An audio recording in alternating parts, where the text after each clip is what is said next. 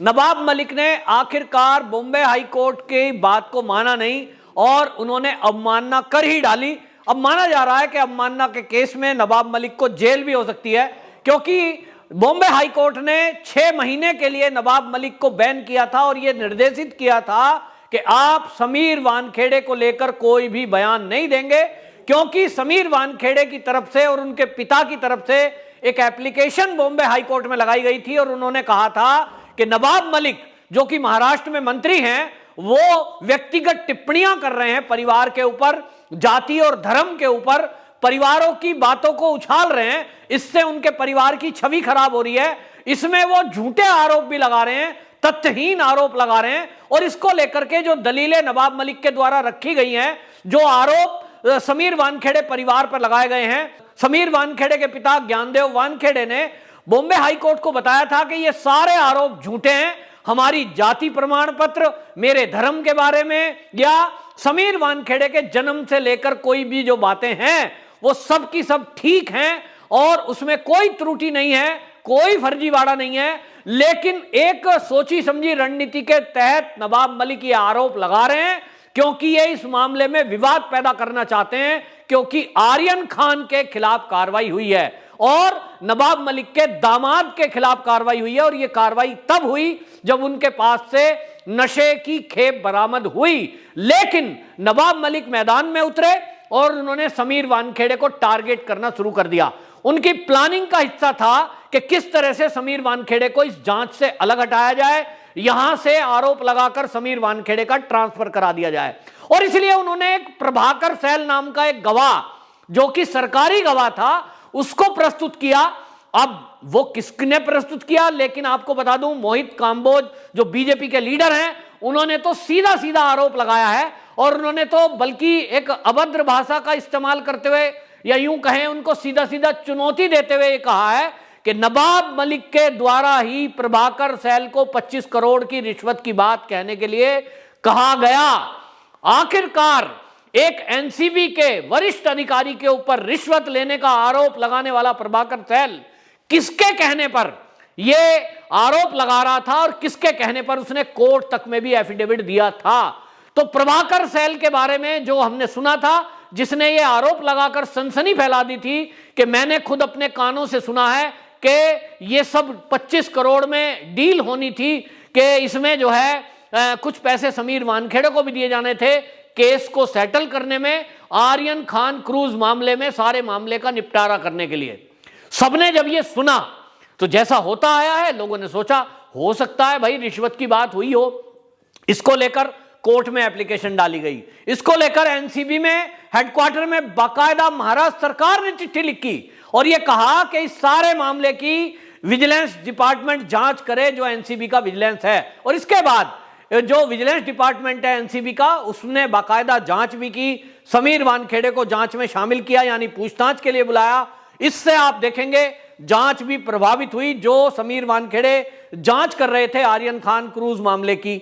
उनको उस जांच से अलग हटना पड़ा। हालांकि इस मामले में उनकी तरफ से यह कहा गया कि मैंने खुद हाई कोर्ट को कहा है कि मैं अब इस जांच से अलग होना चाहता हूं क्योंकि विवाद खड़ा किया गया है, अन्य कोई दूसरी टीम जांच करे। इसके बाद दिल्ली की एक टीम ने जांच की थी, लेकिन समीर वानखेड़े ने इन सभी आरोपों को निराधार बताया था और यह कहा था कि मेरे ऊपर जो भी आरोप लगाए जा रहे हैं ये केवल और केवल इसलिए लगाए जा रहे हैं क्योंकि नवाब मलिक जी के दामाद नारकोटिक्स डिपार्टमेंट के शिकंजे में है, उनके ऊपर एक केस चल रहा है और इसी से बौखलाकर मंत्री जी ने मेरे ऊपर आरोप लगाए। मीडिया में भी समीर वानखेड़े ने बड़ी शालीनता से यह कहा था कि नवाब मलिक जी बड़े आदमी हैं, बड़े मंत्री हैं, मैं उनका कोई मुकाबला नहीं करना चाहता, ना मैं कर रहा हूं, मैं अपना काम कर रहा हूं और सत्य की जय होगी। ये कहते हुए उन्होंने सभी के मुंह बंद करने की कोशिश की थी। लेकिन समीर वानखेड़े के पिता ज्ञानदेव वानखेड़े ने बॉम्बे हाई कोर्ट में गुहार लगाते हुए ये कहा था कि हमारे परिवार की छवि को खराब किया जा रहा है और इसलिए नवाब मलिक जी के बयानों को रोका जाए। इसके बाद बॉम्बे हाई कोर्ट ने रोक लगाई थी और निर्देशित करते हुए नोटिस दिया था नवाब मलिक को कि आप अगले 6 महीने तक समीर वानखेड़े के ऊपर कोई टिप्पणी नहीं करेंगे। लेकिन नवाब मलिक 2 महीने भी चुप नहीं रह पाए। रहेंगे कैसे? क्योंकि उनको शायद ऐसा लग रहा है कि महाराष्ट्र की जो ड्रग माफिया लॉबी है उन्होंने शायद कोई सुपारी दी है और उन्होंने अपना वकील नियुक्त कर दिया है नवाब मलिक को, और लगता है कि उनको एक ये सारी पिच बिछाने के लिए हायर किया है कि आप किसी तरह नवाब मलिक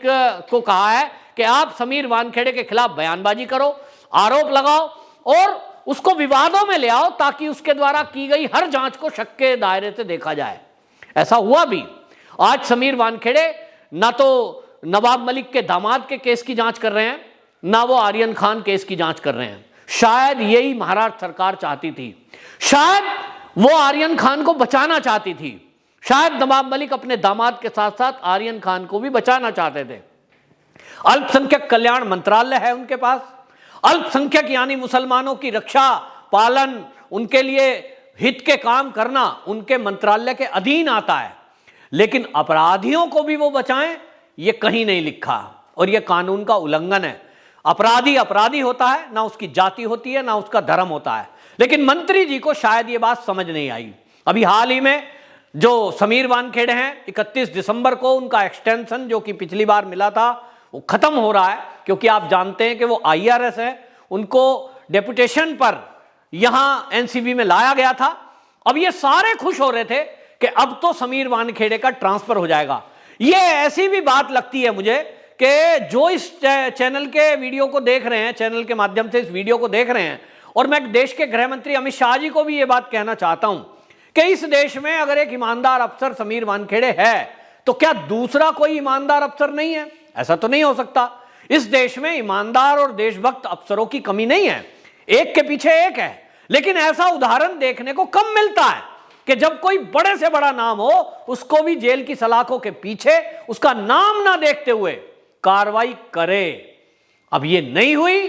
क्यों नहीं हुई, या इस देश में वाकई में दूसरा कोई समीर वानखेड़े नहीं है, ये एक प्रश्न चिन्ह है। लेकिन ये जो बॉलीवुड के लोग हैं, ये जो ड्रग माफिया है महाराष्ट्र के, मुंबई के, ये जो क्रूज मामले को इधर उधर भटकाना चाहते थे, ये जो नवाब मलिक अपने दामाद को बचाने में लगे हुए हैं, इनके मंसूबे कभी भी पूरे नहीं होने चाहिए। और इसलिए पूरा देश गृह मंत्री अमित शाह जी की तरफ देख रहा है कि यह समीर वानखेड़े का एक्सटेंशन होगा कि नहीं होगा। इसी को लेकर नवाब मलिक ने बयान दिया और वो बाज नहीं आए। उन्होंने बाकायदा मीडिया को बुलाकर प्रेस कॉन्फ्रेंस करते हुए बयान दिया, ट्वीट किया, और उन्होंने कहा कि मेरी जानकारी है कि दिल्ली में लॉबिंग हो रही है और जिनका एक्सटेंशन 31 दिसंबर को खत्म हो रहा है उनका टाइम बढ़ाने के लिए कहा जा रहा है।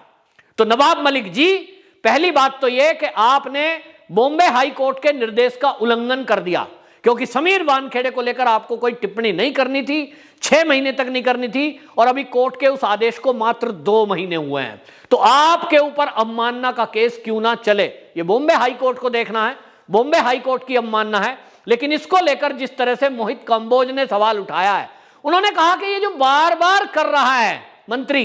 ये नवाब मलिक क्यों कर रहे हैं? क्योंकि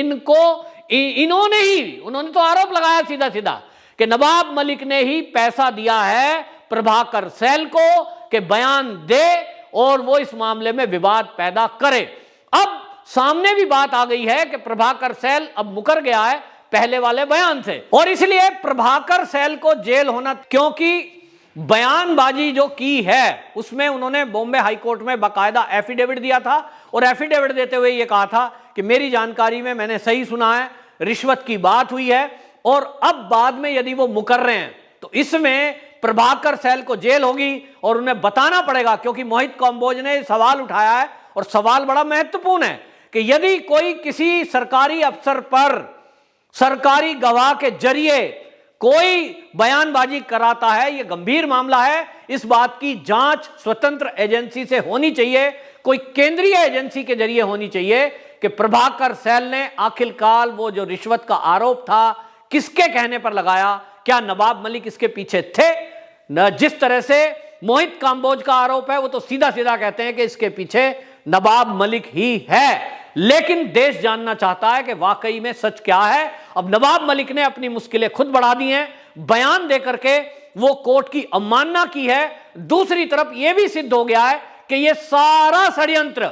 समीर वानखेड़े के खिलाफ रचने वाला व्यक्ति नवाब मलिक थे, इसके अलावा और कोई नहीं था, क्योंकि जितने आरोप लगाए वो अभी तक कोर्ट में सिद्ध नहीं हो पाए। हालांकि अभी फैसला आना बाकी है, लेकिन अभी तक विभागीय जांच भी जो समीर वानखेड़े के खिलाफ हुई है उसमें भी ये आरोप सिद्ध नहीं हुए कि समीर वानखेड़े ने किसी से रिश्वत ली या रिश्वत मांगी या अपने जीवन में कभी कोई केस, रेड, फर्जी की। जिस तरह से नवाब मलिक ने आरोप लगाया था कि समीर वानखेड़े देवेंद्र फडणवीस के साथ मिलकर फर्जी रेड करते हैं, पैसा कमाई चल रहा है और इस तरह का एक धंधा चल रहा है, यह बहुत गंभीर आरोप नवाब मलिक ने लगाया था। लेकिन अब खुद नवाब मलिक अपने आरोपों के घेरे में फंस गए हैं और जेल होना तय है। वंदे मातरम।